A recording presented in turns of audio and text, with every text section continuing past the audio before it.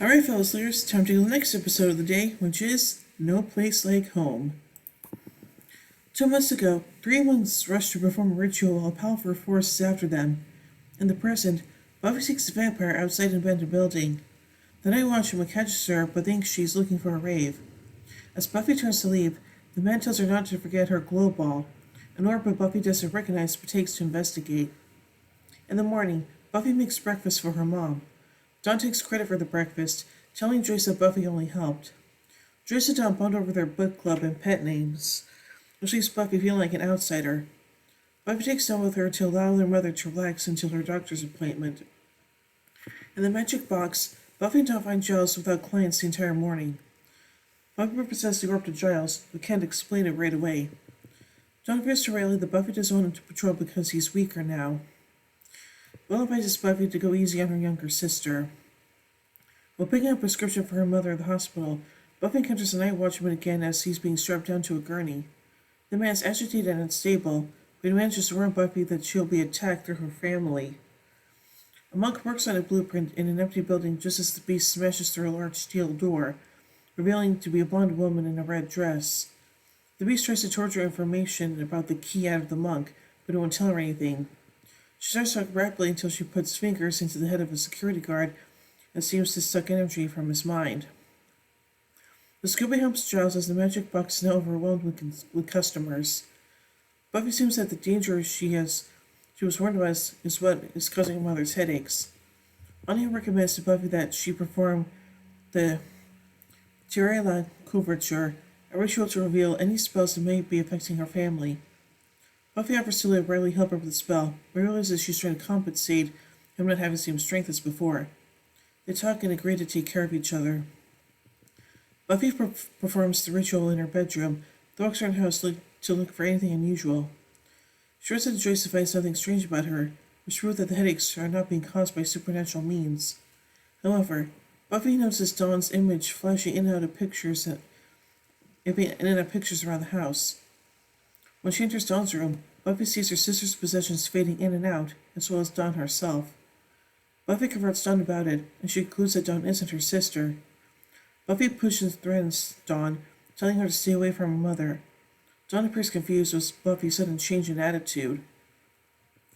Giles calls to tell Buffy the orb, called the Dragon Sphere, is a protection device to ward off an unnamed evil. He warns Buffy that things are unnamed Buffy that things that are unnamed are usually deeply worshipped or feared. Buffy enters the house and encounters Spike lurking outside her home. Buffy leaves the house and encounters Spike lurking outside her home and demands to know what he was doing there. She shuts him off with a warning, and he becomes frustrated. Buffy notices a bunch of Spike's discarded cigarette butts. Dawn watches her from the window. In the abandoned building, Buffy comes up against the beast. Quickly becomes far too powerful for the Slayer to handle. After taking a quick beating, Buffy jumps through the window with the tortured monk. The beast throws a tantrum, causing the room to collapse on her, and she leaves in pursuit. With the magic box now closed, Jocelyn and Xander try to arrest as Anya gives many suggestions on how to run the store. Giles offers Anya a job with him. Outside the abandoned building, the monk warns Buffy that she must protect the key.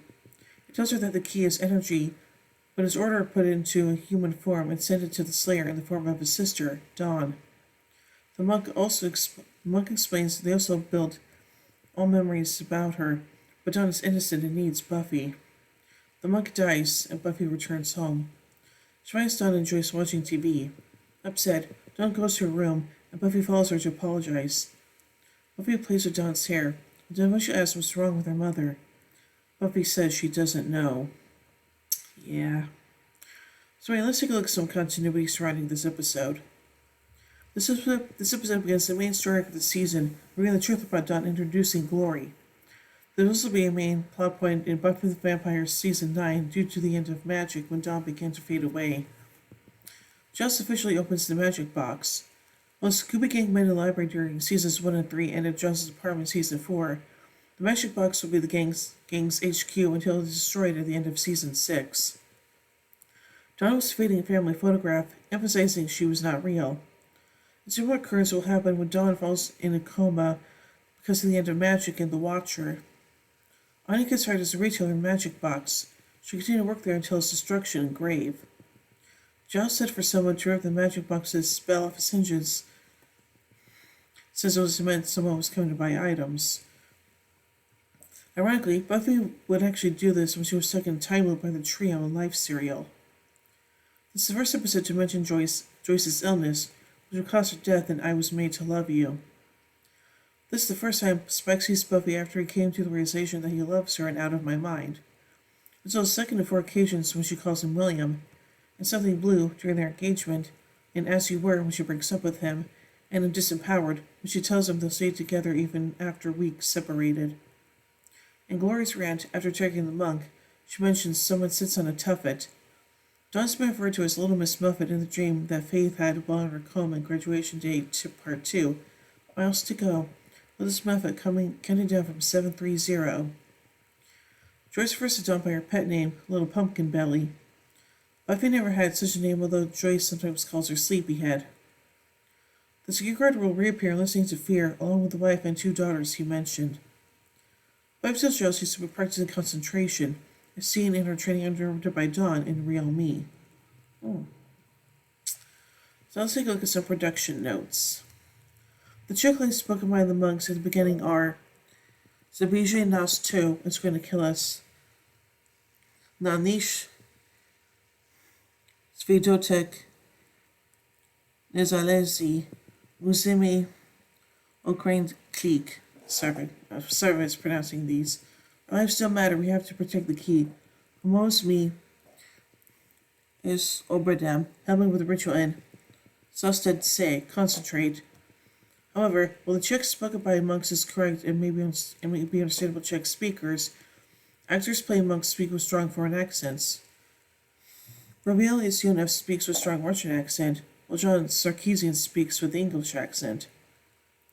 Chuckling said during the ritual, or not like I said by the actors, but by Czech speaking person, since they are pronounced correctly more understandable to Czech speakers. They are